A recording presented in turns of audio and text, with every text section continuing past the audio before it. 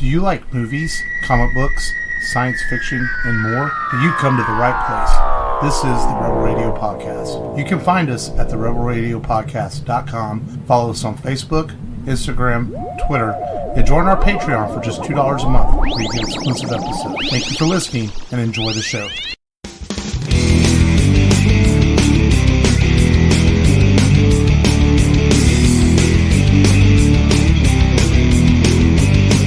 Welcome to a new episode of the Rebel Radio Podcast. This is Mark. This is Matt. This is Long, the ranch hand. I don't know. Hey. Yeah. Could be. You're getting the long hair going, look, underneath the cowboy hat. I thought you'd say like the outlaw, Outlaw Long. Like Outlaw Dave, but Outlaw Long, Does Long even know who Outlaw Dave is? Nope. Oh. Yeah. I don't see Long listen to I know who Dirty Dan is. There we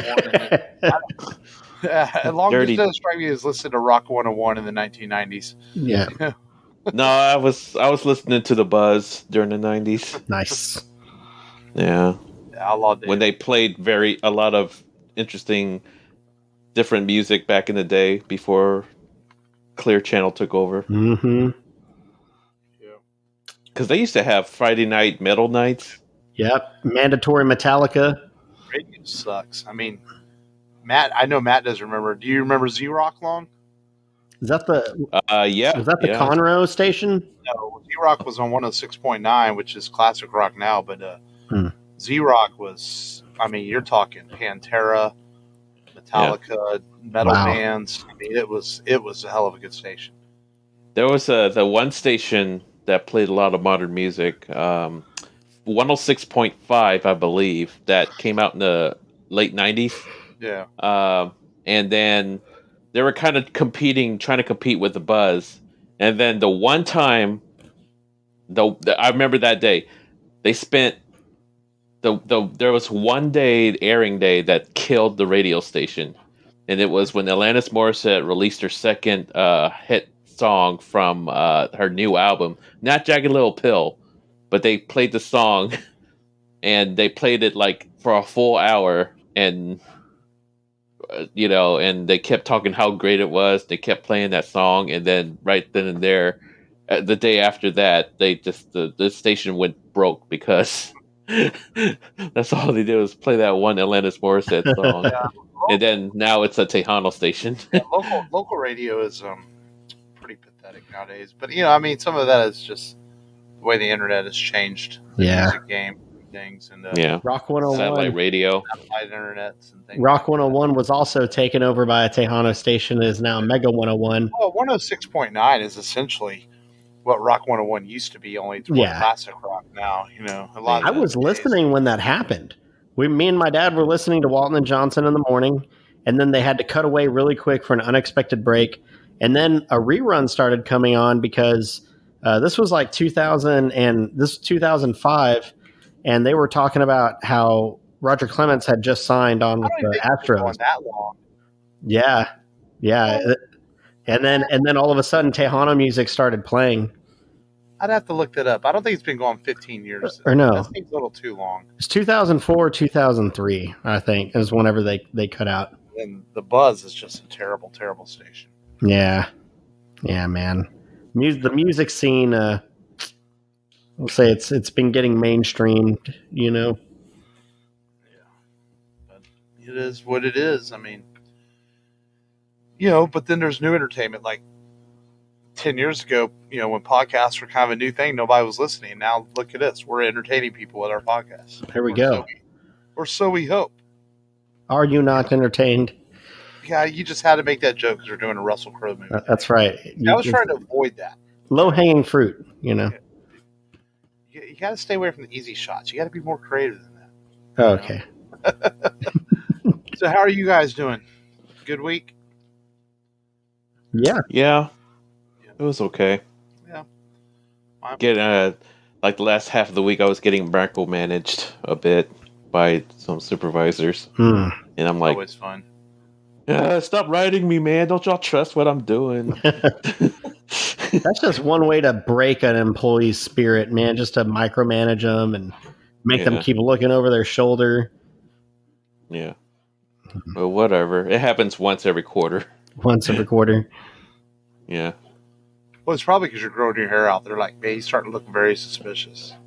Yeah. Could be. Yeah. Yeah. Yeah, my week was okay. Wyatt is playing baseball, so it's been very busy. Had his first game. That was a lot of fun. And I was able to get microchipped today, as all the conspiracy theorists will have you believe. I was wondering. I was driving by your neighborhood, and a hotspot came up. I was wondering what that was. That was it. I mean, I'm just going to say this. You know, I understand, like, I understand people might have reservations about the vaccine. Like, I know, Matt, you've got some reservations about it. And I'm not calling you out. I'm just using you as an example. But to think that the government is microchipping you and doing stuff that extreme, it just shows there's a lot of stupid fucking people in this world. It's just like, there's people that truly fucking believe that. And it just blows my mind that people are that fucking naive. Yeah.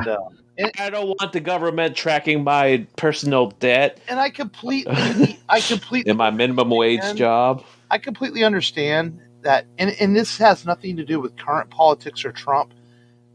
You could go back the last 30 years of government, and I understand why people sometimes don't have faith in it. You know, that I get that, but to think that they're going to that extremes and all that, I mean, they don't give a shit about Joe Blow that goes to work every day like most of us. As long as we're paying our taxes and doing our job, that's all they care about. They're not looking to see what you're doing every day. You're not a criminal, you know, and trust me, if they want to know what Matt or Long or I are doing every day, they can find out anyways. You know? So it's just like, it's just the ridiculousness of it, that the things that people have come up with in the last year and a half since COVID hit. It just blows my mind, you know, that people think these things, and it just helps me realize that I'm pretty normal. I mean, the only reason why is because most of these things people believe easily because it's a Facebook post or some idiot on YouTube was trending. Oh, I agree. And people listen. Yeah, and they can refute all that by doing basic research and finding out how it works at a basic level, and then they'll understand.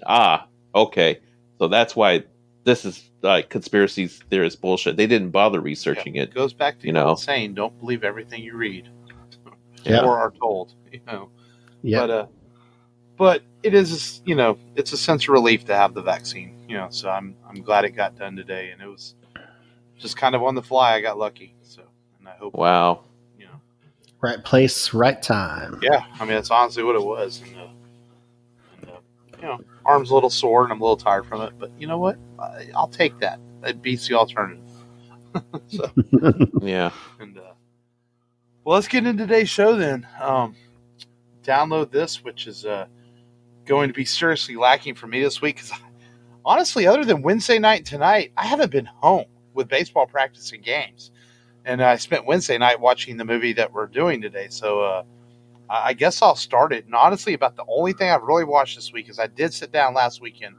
Wyatt wanted to watch Ghostbusters for his birthday, so I sat down and watched it with him and enjoyed it and laughed. And it's amazing how he knows lines for the movie, but I'm watching it with him. There's a part where Ray or somebody says, "You're an asshole," and then Wyatt repeated it. And I'm like, "No, you can't repeat that word." So it was a little bit funny, but you know, but that's about all I've watched this week, really. I mean, I just haven't had time, but definitely looking forward to next week with Falcon Winter Soldier coming out, and we'll definitely watch that before we record next week, the first episode. And that's it, man. I slacked off on Download this week. Nice. I did buy Monster Hunter. No. I watched it, and it's I mean, did you buy it or rent it? I rented it. Sorry, rented it. Yeah, I'm hoping to spend $20. No. Oh my god. Definitely not. I mean, I like Mila Jovovich, but lately she's been in those movies where you just kind of watch it once. You take it for what it is, you know. It's your typical, you know, Mila Jovovich stuff. She's flipping around, she's killing shit, blowing the shit out of stuff. She looks great. Tony Jaa's in it. Ron Perlman's in it. By the trailer, you can see basically what happens. They get transported into another dimensions, and oh crap, there's these friggin' monsters. Looked like the Zerg. Perlman's kind of fallen into the B movie category too, since unless he works with Guillermo del Toro, that's kind of what he gets stuck doing. Yeah, and then there's like a cat. There's like a CGI big cat chef thing. It's weird. I mean, the ending of the movie's weird, but the first half is pretty cool and pretty consistent. I give it like a C+. Entertaining. How are the special effects? Special effects are surprisingly good. They look. It's like a better Starship Troopers, I guess, but they're that not the same kind of themes, but fighting the same looking monsters. They're like spider looking monsters, giant bugs and stuff.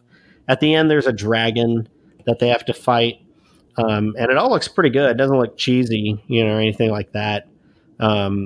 Action is pretty solid.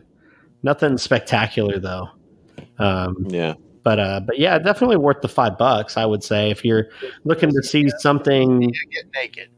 Yeah, she doesn't get naked, unfortunately. Yeah, there's nothing to look at. We all know. We've seen Fifth Element. We know what's there. Yeah. Something. My sister, she wanted to see Raya the Last Dragon, and I know I said that I felt like it was better than Moana, and I wasn't sure after I'd said that. I was like, maybe it is, and then my wife was like, no, I feel like it is, and I was like, I feel like I have to watch it again. I have to watch it again before I make that decision. But there's a lot of without getting too much away, there's a lot of the same elements. You have a female of destiny. You have encroaching darkness. You have a mythical, hero, or sidekick thing in there, and a lot of martial arts in it. A lot of martial arts. Yeah, there's a lot of fighting, and there is some sad. There's some genuinely sad parts. I don't think it's as like, heart tugging as Onward. I think Onward's like one of the best Disney movies right now, just because of I felt like it. Soul's way better than Onward. You think Soul's way better? Recent Disney Pixar films, yeah, it's definitely up there. I wouldn't put it much farther down from Onward, but those are definitely top. Like all of these that we're talking about right now are definitely top 5, arguably top 5 Disney films. But it's a really good film. I split it. I did feel like $30 was a bit much, but then is it better than Mulan? Yes, it is way better than the live action Mulan. Way better. Okay. I would. Is it as good as the animated Mulan? I would say the action, yes. The songs are the things that is the part that I feel is lacking. Moana has better songs. Mulan has better songs. I feel like these haven't really grown on me. Maybe if I watch them again, I might feel different. But I feel like as far as the story, the lore, and the action, it's top notch in those 3 categories. My favorite song from Moana is the scene with the giant crab. Yes, me too. How did you get so crabulous? Are you trying to get me to talk about myself? Yeah, but I haven't memorized the lyrics like you did. Oh yeah, but yeah, I still like it. I do. Yes. Don't get me started. I'll just start quoting the whole movie. We'll have a quote along. I sing Moana songs in the shower, but don't tell anybody that. So Raya was good. What's your grade? Oh, it's an A. Oh, okay. A, maybe an A+. I'm not ready to give it an A+. Wow. I'd say it's an A though for sure. Very, very good. Plus. Yeah, it's hard to get an A+. I feel like it has to have everything, and I feel like the songs just have to be more catchy. If I'm like, man, this is an A+ Disney film. Moana does that. Moana has all of what I just talked about and more. It has the lore, the everything. As popular as Frozen is, I think Moana's songs are better. Yes. Yeah. Let It Go's great, but that's it. That's all they have is Let It Go. I think the songs in Frozen 2 are a little better than some of the songs in Frozen 1, and 2 doesn't get enough credit for the songs. I still haven't seen 2. I need to see Frozen 2. That's something that 2 was kind of it's a little bit dark. Mess to me. Yeah. I kind of like 2 because it's a little bit darker though. Yeah. I did watch 2 Godzilla films. Oh, okay. Let's get into real shit right now. Yeah. No. I watched Tokyo SOS. Between y'all guys texting and the movies you watch, do y'all work? I definitely played a lot of hooky this week because I knew that this was the last week that I was going to be able to kind of take advantage of that. Now I'm going to be in an office all day, pretty much. Not going to be able to take advantage of like home office time like I am now. But yeah, so I watched Tokyo SOS, and it basically is another extension of Mothra. The human storyline is just kind of there to be there. It's not as good as Godzilla versus Mechagodzilla 1 before it. But it does what it's supposed to do. It sets up for monster fights, badass monster fights with awesome. Mothra looks awesome. I mean, just majestic. I mean, the best I've seen Mothra look. The Godzilla blasts are even better. The graphics continue to get better. That's one thing I can say about these movies. And I feel like, and then the girls are prettier. The Mothra, twins. Yeah. They're way prettier. So it was definitely an entertaining film. I think, I think it's maybe probably not as good as All Monsters Attack. But definitely entertaining. And I'm surprised that they were like, okay, this is the last one, and they just keep finding ways to make these films, or at least they did. Final Wars was like a friggin' trip. I mean, in the beginning, they're like fighting Godzilla, and then they're like, we created the special forces. Dude, and I knew you were an MMA fan, so I kept my mouth shut on Don Fry being in that movie. The general? Yeah. He's that gruff voice, Turn around. Keep going down, but we're going to fall apart. Keep going, you bastards. And then they're like, there's only 2 things you don't understand about the 2 toughest things on Earth. That's me and Godzilla. Yes. They are, and then the fighting, and it's just the commercial. They're like, we found superhumans somewhere in the Earth. And then we put them in these cool uniforms. But the fights are badass. I mean, the graphics are, again, great. Even though you have this. And then the doctor, like, all of a sudden turning evil in the middle of the stair steps, and they're, like, talking. I don't know. That was pretty funny. Turning alien. Yeah. Of course. And, Did you see the fight between rubber-suited Godzilla versus 98 Broderick Godzilla? Yes. That was that was funny. But still, like, I mean, the beams, the explosions, the atomic breath, all of that has they continue to grow, which I think that's what they focused on. Like, maybe kind of did the whole George Lucas thing from the sequels or the prequels, where they're like, let's have all these cool special effects, and let's not worry too much about the storyline or the costumes too much. But let's focus on these graphics, and a lot of things turned out good.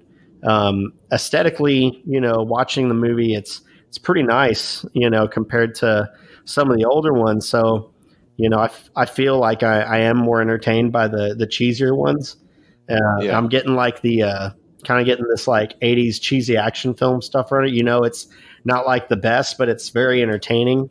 So next on my list, I believe I think there's one more DVD attached to that Final Wars DVD that you gave me. And I think I watched that, and then I watched Shin Godzilla, and I think that will catch me up to the present Godzilla movies. Yeah. But man, it's been crazy. Definitely. definitely watch Shin Godzilla dubbed. You know, and it's basically, keep in mind also that this movie, Shin Godzilla, is its own continuity. There's no sequel to the original. It's its own thing. Okay. So you don't have to. Yeah. So it's basically what happens if Godzilla appears in modern Japan. Okay. You know. So that's the premise. So today's modern Japan. Nice. Yeah. And then lastly, I watched I watched Sudden Impact, Dirty Harry, the third Dirty Harry film. That's the one where they don't like that he's breaking stuff. He uses a car to take out two thieves or two. Wait a minute, I thought Magnum Force was the third one. Magnum Force is the second. Was it? Mm-hmm. Magnum Force, and then Sudden Impact, then The Enforcer. No, The Enforcer was second. No, Enforcer was 1983. Double check, but yeah. I guarantee you, Enforcer is 1983. That was the fourth and final film at the time.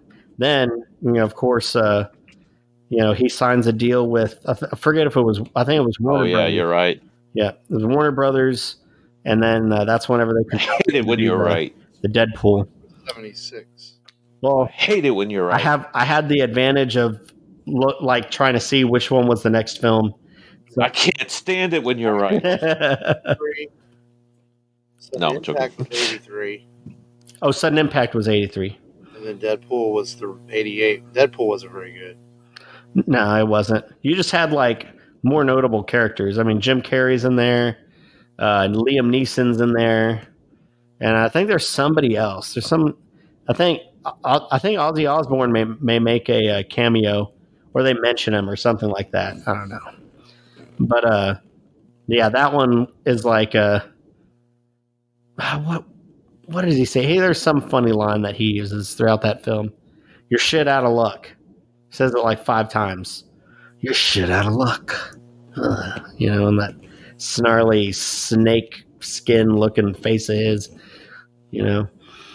But yeah, I mean that was a good one. I mean, IMDb or Tomato Meter rates it like a C. It's definitely not as good as the first one or Magnum Force, but decent Dirty Harry film. It's basically when they're trying to weed out the Neanderthals, they're trying to put more women in the force, and he has to start interviewing potential candidates, and he starts asking her hypothetical questions, and they don't like them because they're like what a hard-nosed cop would ask. So, but the girl that he interrogates why she wants to be an inspector, she ends up being his partner, and they have to go find these criminals. And I think she, I forget if she dies or not. That's the thing about watching. She dies. Movies. I think she dies. Yeah. She dies. Yeah, she does. So, yeah, are you done? Yeah. That's it. That's all mine for me. All right, I have one download this, and I actually read a digital comic I bought. Oh, cool! From Comixology, which, by the way, Mark, it also gives you an extra discount for comic book sales, and there's a flat discount.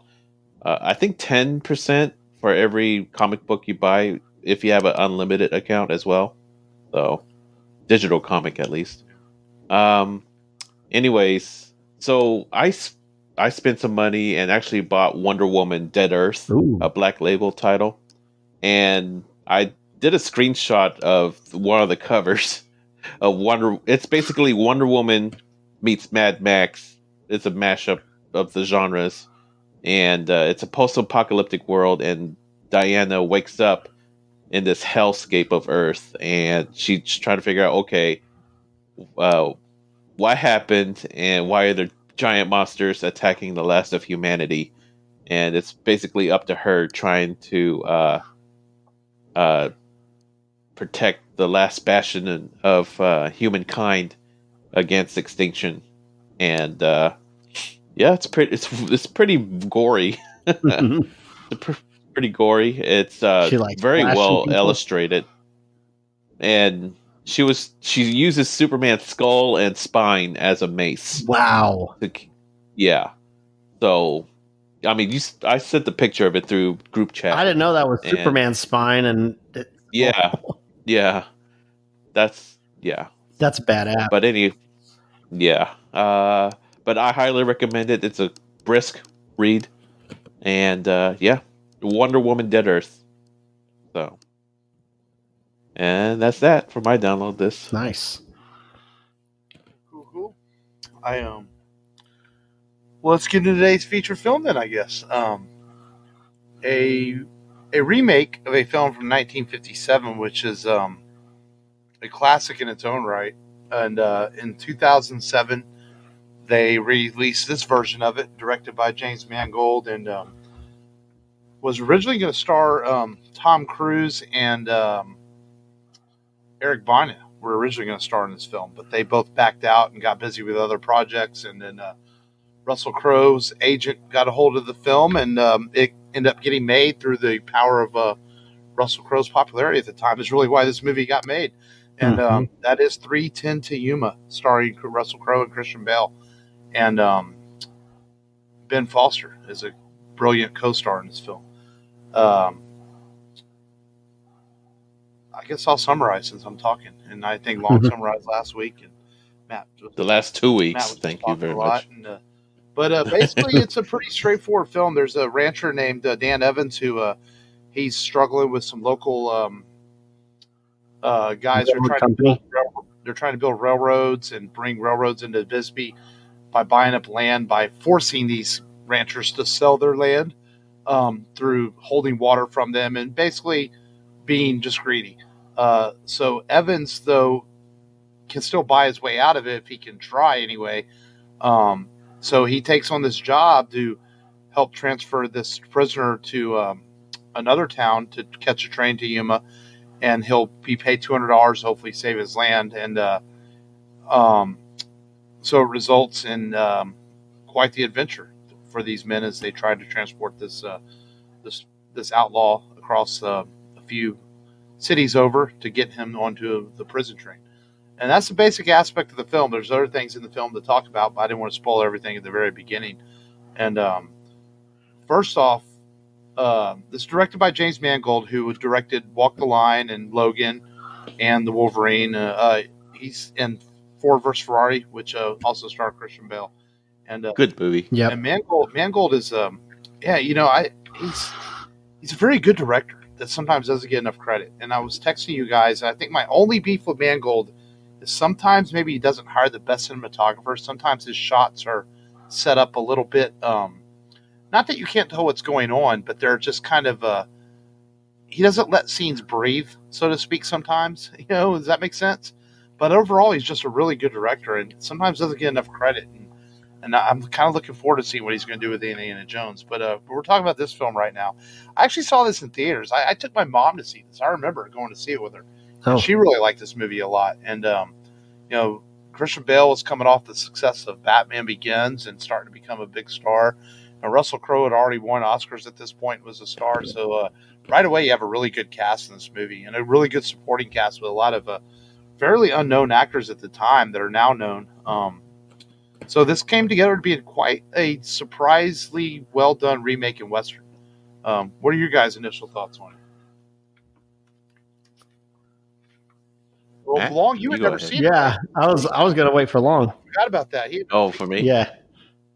Well, this is like the first time in a long time where I didn't have to watch a movie on the day of recording or the day before recording.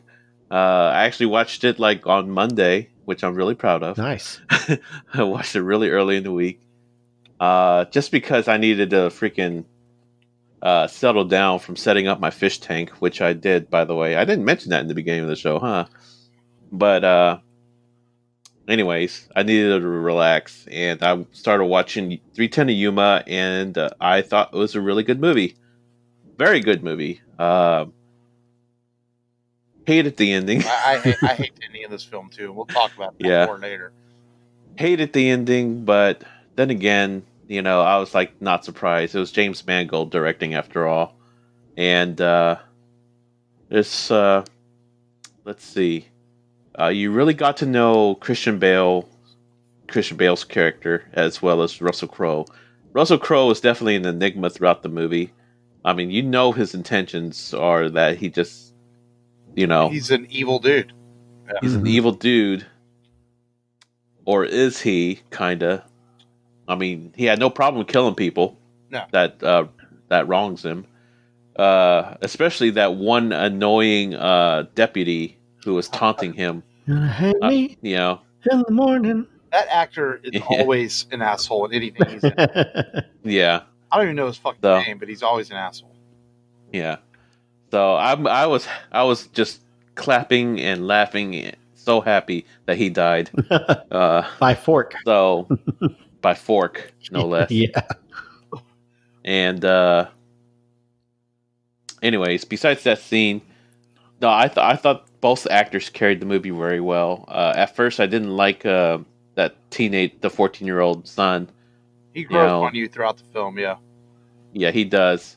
Once he knew how serious things got when he was sneaking off with his dad, that's when he started to mature a little. Mm-hmm. So, little by little, and again, Ben Foster, yeah, he was a stone cold killer in this. Yeah. Yeah.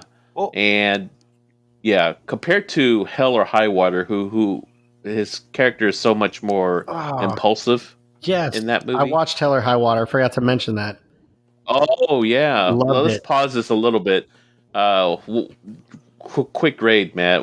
How would you score Hell or High Water? A, man, it's an A. Yeah. It's a great fucking movie. Great movie. Yeah. Ben is Ben Foster's a different guy in there too. Very different. Mm-hmm. But Chris Pine was excellent in that movie too. Oh yeah. Yeah. So anyways, Ben Foster was definitely a more calculated character in this one. He was not impulsive. He thought things through, and he was extremely loyal to Russell Crowe's character. And what else is? I mean, it was a great movie overall, except for the ending. Yeah. So well, and that's the thing. Like I liked it. Rewatching this, Russell Crowe plays Ben Wade with kind of a almost a step back fashion, kind of a relaxed, calculated, understated performance.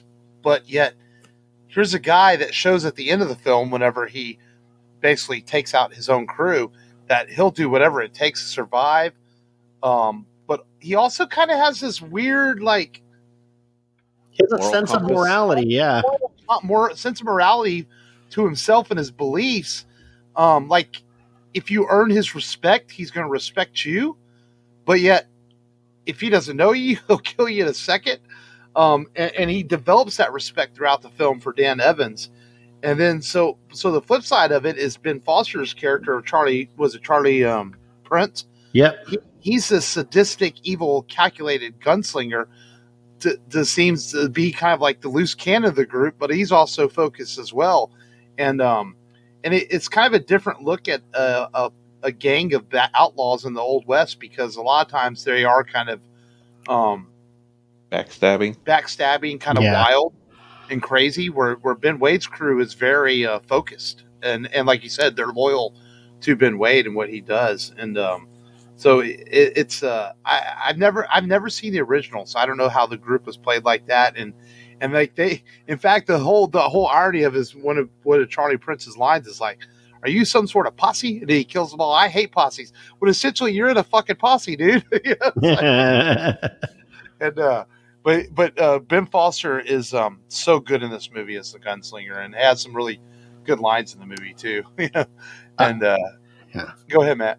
I really like the movie, and I think the person that makes this work the most is Ben Wade.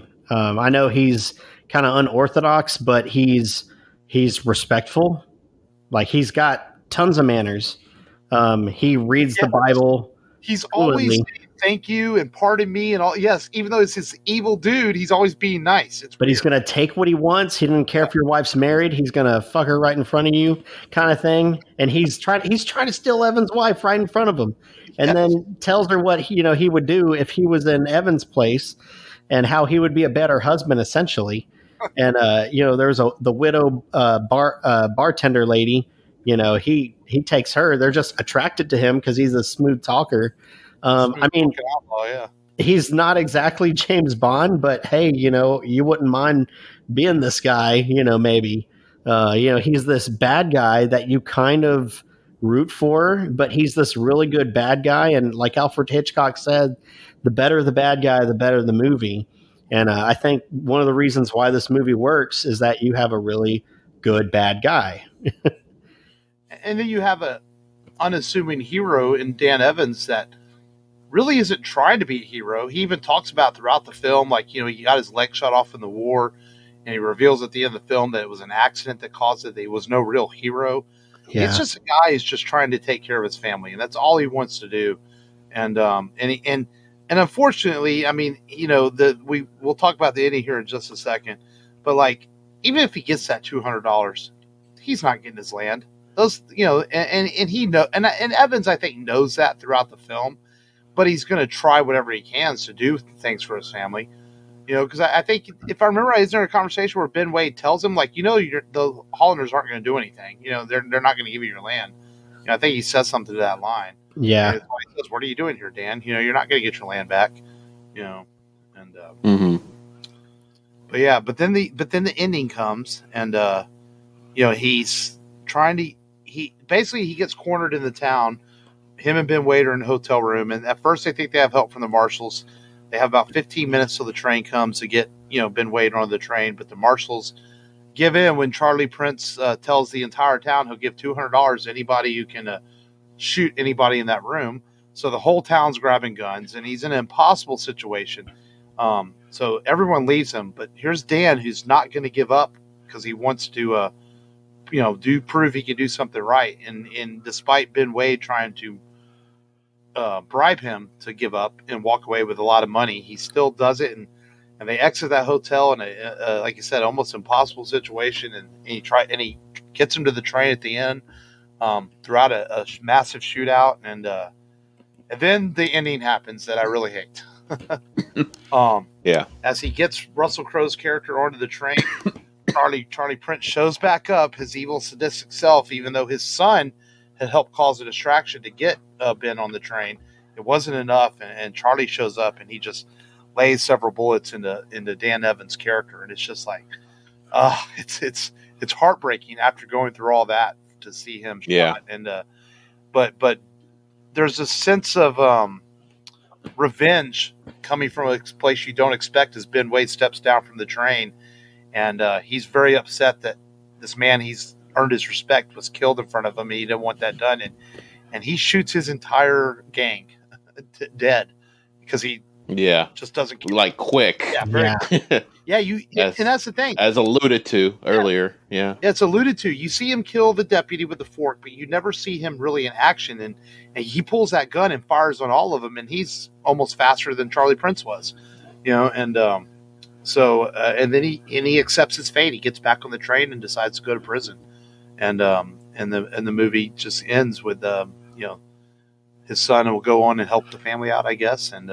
I guess the investor in catching Ben Wade, I don't know what you would call that character, had promised Dan that he would make sure the family was taken care of. So it does end with some hope that the family would be taken care of. But God, you go through this whole journey with Dan, and to see him killed, it's heartbreaking at the end of the film. Part of it is he wants to take care of his family. He also cares about how his son and his wife thinks about him, perceive him. And like you said, he tells his son, "You remember that when everyone else walked away, I was, your dad was the only one that would walk Ben Wade to that train."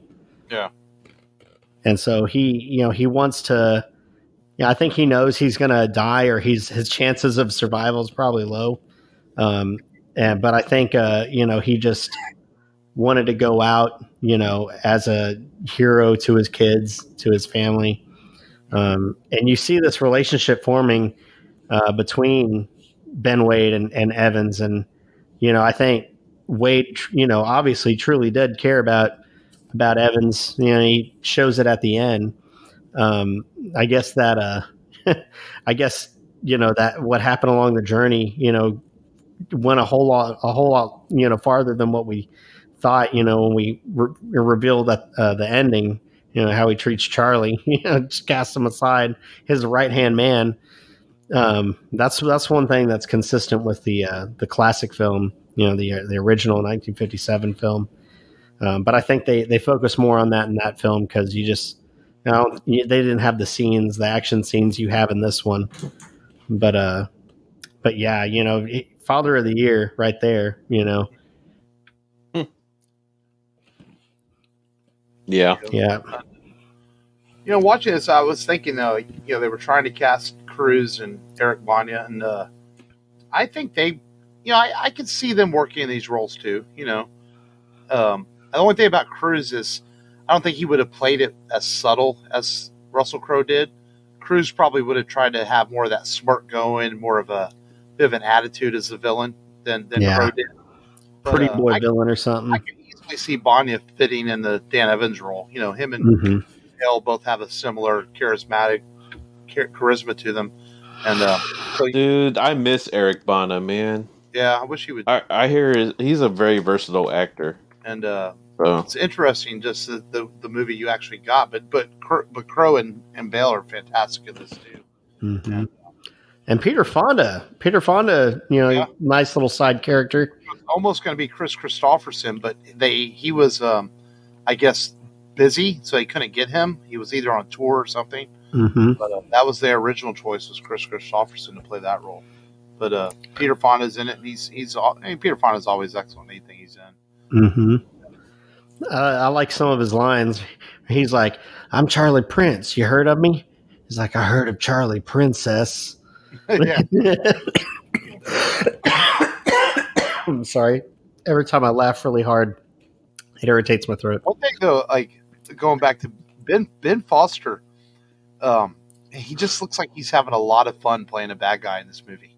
Like he just plays the part. He's the only cowboy wearing like white clothes. He doesn't have like dark clothes, and he's just more.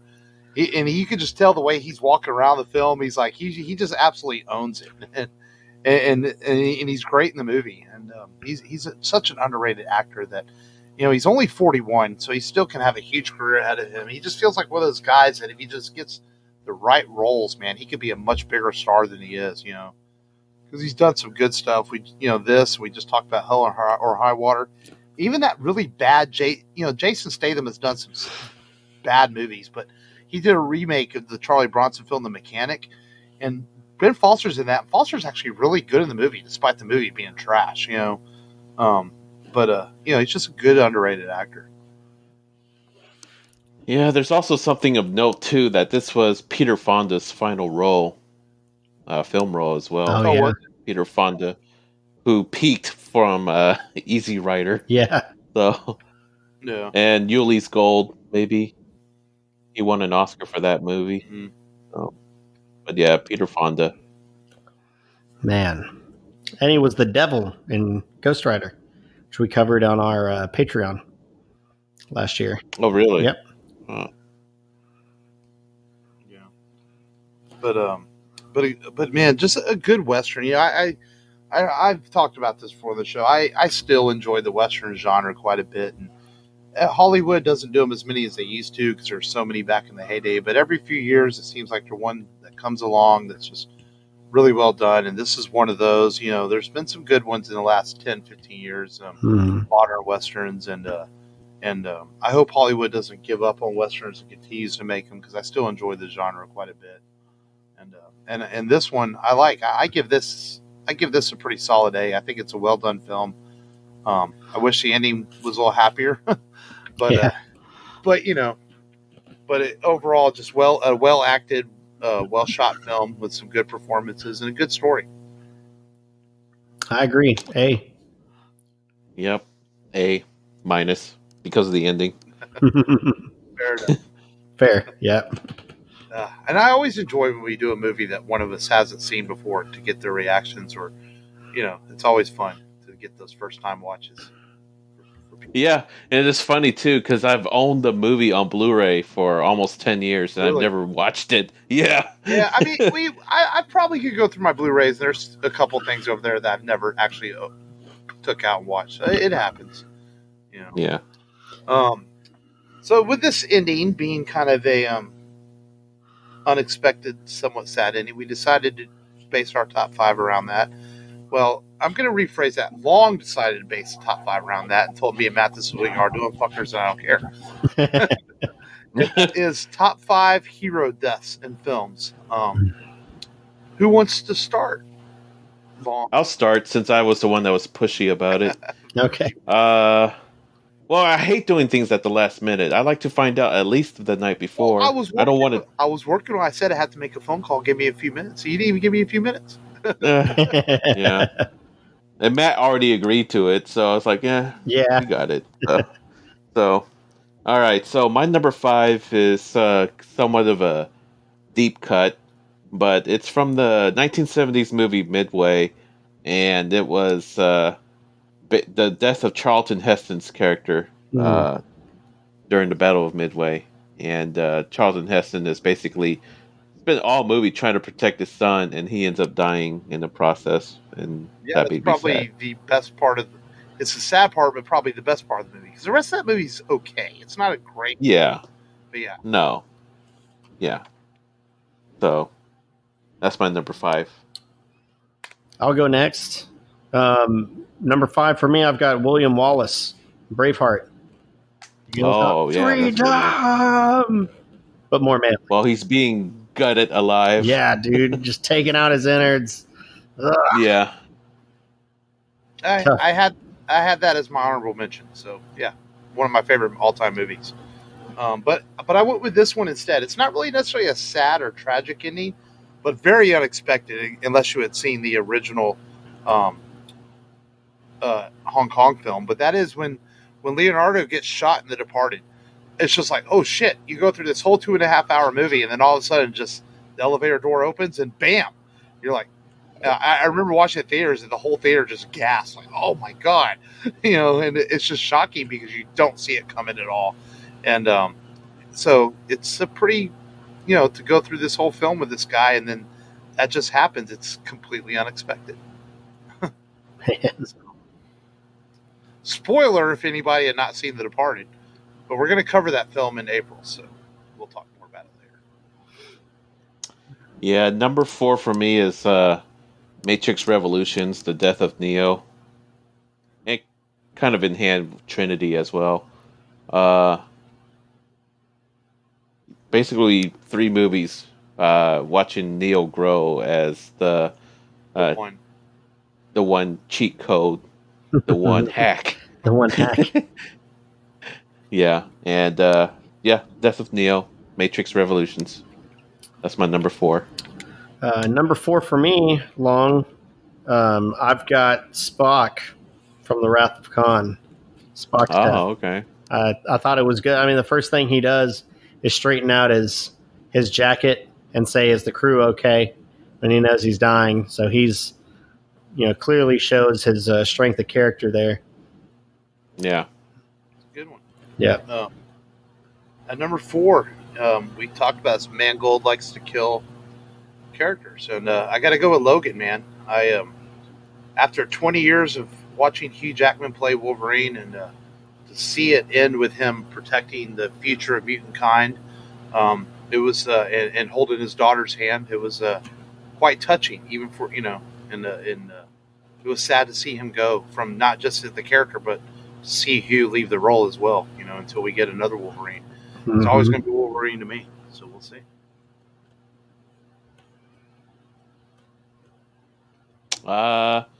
Sorry, my number 3 is The Departed, Leo DiCaprio's death. It almost came out of nowhere. All these shootings happening at the end of the movie. I didn't expect the hero to die after going through all that trouble trying to stay alive, and he ends up getting killed anyways. Is there an echo in the room? So, is there an echo? That was fucking with you, Long. Yeah. Yeah. I've got That's my number 3. I've got Logan's death, heralded a little higher. So my number 3 is Logan's death. I think it was just sad. At the time, you're just like, man, 17 years of him playing Logan, and it's over. Wish he would come back for another film. Say it ain't so. But Logan, number 3 for me. Number 3, I have a movie that we've covered on the show, and when I was a kid, this deeply affected me, and that's no lie. It's the death of Artax in the Never-Ending Story. Man, it's like, when you're a kid, it is sad as hell. It was Atreyu tries to save his beloved horse, and it still hurts to watch that scene even today. That's true. Man, I almost forgot about that. My number 2 is from Bruce Lee's classic martial arts movie, The Chinese Connection. In the U.S., that's what it's called. The death of his character at the very end of the movie, where cops are coming to arrest his character for murdering a whole dojo of Japanese patriots, and he comes out and does a freeze frame jump kick towards the crowd of policemen who were there to. You hear gunfire at the end. Mm-hmm. So that was one of the saddest deaths for me. Chinese Connection as a kid. Good one. Bruce Lee's death. I know you predicted this as my number 1, but it's my number 2, and that is the T-800 death. I bet I can predict your number 1 then. Probably. But yeah, I mean, just whenever I'm going to bet your number 1 is my number 2. I'm just going to go out and say that. It's just at that point, even my son, Jake, when he first saw Terminator, he cried whenever Arnold had to die. And he said, "I know now why you cry, for it is something that I could never do." And my son was like, "It's sad because now he understands. He knows why he cries." And I was like, I'm proud of you, son. I was like, this is like the manliest thing you can do is cry over Arnold dying. I said, I knew he was going to turn out okay. God help. That's my number 2. My number 2 is Tony Stark in Endgame last year. I'm betting that's probably Matt's number 1, just because, I just know Matt. But after a 10-year journey through all these films and to see Tony go on screen, I walked into Endgame knowing that somebody was probably going to die. I mean, I think we all did.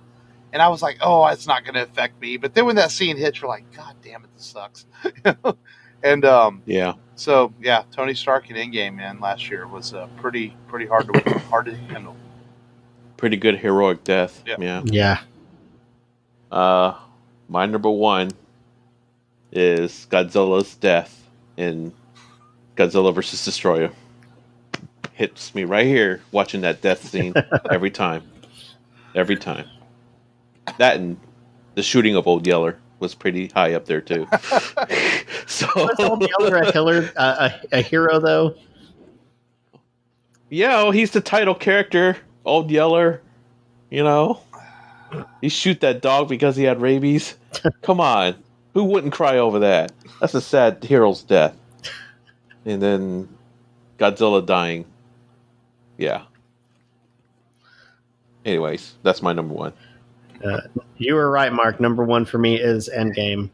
The most predictable person I know, Matt. Yeah, I mean, how do you top that? I mean, there's obviously Godzilla's death. Top it. That tops it every time for me. Even my number 1 is probably going to top it. But yeah, just sacrifice himself. Yeah. All right. My number 1. Drum roll. Is Captain Miller in Saving Private Ryan. Oh, nice. It's not that. Even 20 years later, I cry watching that end of that film every time. It's just because a punk ass translator can't do shit. Just heartbreaking for this journey you go on with these men, and that he gives his life to save another young man that because his brothers were killed, and I still think it's one of the greatest films of the last half century of films or whatever. I think it still bugs me to this day that it didn't win Best Picture, and it's always going to bug me. That's just how I feel about that film. Saving Private Ryan just came out at the right time. We did this with Rob on the podcast, and Saving Private Ryan just came out. 1998. I'm about 20 years old. I'm starting to really understand film and what film is all about, and I think it's probably the first truly, really mature film that I watched and had an effect on me. And Captain Miller's death is always going to have an effect on me every time I watch that movie. So, just an important film to me in a different way than Star Wars or Indiana Jones is, if that makes sense. Because I think you can have movies that are important to you in different eras depending on your age. So, oh yeah. But good top fives. There's lots of movies you can pick from doing a list like that with hero deaths. It was pretty easy to put together. So I guess I'll give you credit, Long. It wasn't that bad of a top five, even though I was messing with you saying it was lame. Yeah. I'm going to troll. I'm always going to fucking troll, man. If I don't troll, if Mark's not trolling you, Mark must be in a bad mood or something's wrong. Y'all know that about me. So let's do a little bit of news. There's not a whole lot. It's kind of a slow week. I mean, almost I guess a rumor started that Disney was considering letting go of Kathleen Kennedy. Of course, it got all the Star Wars haters going again, but Disney CEOs and Lucasfilm executives came out and threw their support behind her and said, no, she's not going anywhere. And my whole thing is, why would she go anywhere? Since Disney has bought Star Wars, it's made its money back and then some. Everything she's done other than Solo, and Solo came out at a bad time because of the backlash of The Last Jedi. Yeah. Everything she's done has been absolute gold. I mean, she has made that company billions of fucking dollars. Why would you fire her? I mean, she was handpicked by George himself to run the company. It's just ridiculous that this even comes up every now and then. I mean, The Mandalorian's a huge success. The Cara Dune situation of that character has been kind of flipping back and forth between people, but it is what it is. I mean, she's done nothing but make money for that company, and I think Kathleen Kennedy has done a really great job since she took over. That's my personal thoughts. Whether you like the sequels or not, I think they've been very successful. So, and I hope she keeps bringing more Star Wars stuff to us. Other than that, man, a little bit of comic book news, some Batman comic news. The animated series, of course, is one of the most popular animated series of all time. And last year they did a digital series called Batman: The Adventure Continues. So they're going to do a volume 2 of that, where they're going to introduce the Court of Owls and some other newer Batman elements into animated series style continuity. And along with that, DC announced digital comics of Batman 89 and Superman 78, where they're going to continue the stories in the continuity of the 89 Batman film and the 78 Superman film. So I might check those out. That could be interesting. Could get a Billy D. Williams style Two-Face in there, and some other things. So it could be kind of cool. That would be cool. Christopher Reeve drawn Superman stories, so we'll see. As a Batman fan, Michelle Pfeiffer as Catwoman. Yes. Yeah, but as a Batman fan, I'm definitely interested in checking that out. Will we get Wayans as Robin? Payment Wayans. That would be cool. Remember, that was originally Tim Burton was going to make Batman 3, that they were going to have Damon Wayans play Robin. In fact, a little known fact, the Robin figure that was released with the Batman Returns line back in 92, people were like, why is there a Robin figure? Well, there were storyboards for him. Of course, they took him out of the film. The reason Robin has this afro hairstyle on that action figure is because they modeled it originally after Damon Wayans, because they thought he was going to play Robin. So a little unknown fact as to why the 92 Batman Returns figure has a fro. But true story. So, and now you know. And knowing's half the battle. Go Joe. Well, before we get out of here, let's preview next week's film. An action-packed, exciting, very 90s film, but a very good, fun action movie, starring Nicolas Cage and Sean Connery, and directed by, I know he's not everyone's favorite director to talk about, but this is good Michael Bay, back when he was, before he was making Transformers movies. This is arguably his best action film. And we're going to talk The Rock on next week's show. Following is a state secret, gentlemen. Disclose it to any party and you will be subject to prosecution.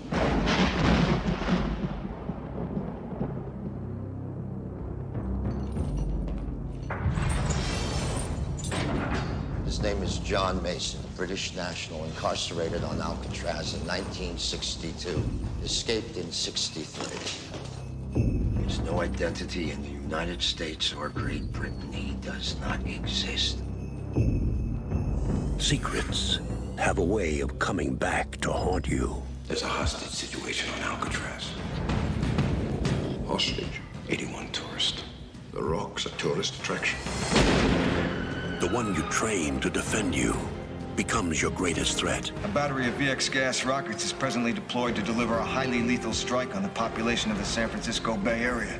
And the one you abandon becomes your only hope. You go talk to him. Me? Yeah. Hiya.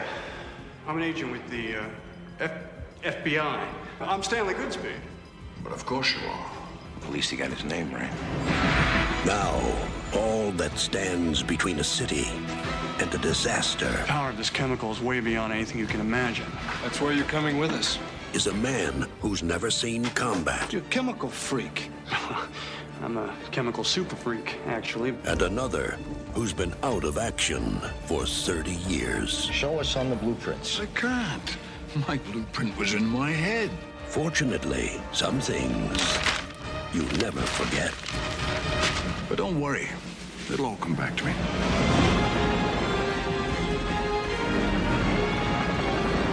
From Don Simpson and Jerry Bruckheimer, the producers of Top Gun and Crimson Tide, and Michael Bay, the director of Bad Boys. Welcome to the Rock. We got visitors. Sean Connery. You sure you're ready for this? I'll do my best. Your best. Losers always whine about their best. Yeah. Nicolas Cage. Listen, I'm just a biochemist. I drive a Volvo, beige one. So what do you say you cut me some friggin' slack? Ed Harris. Fire.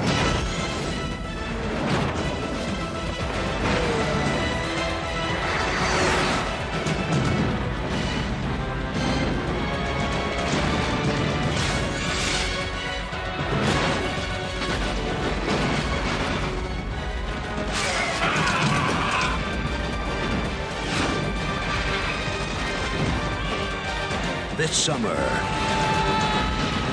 get ready to rock.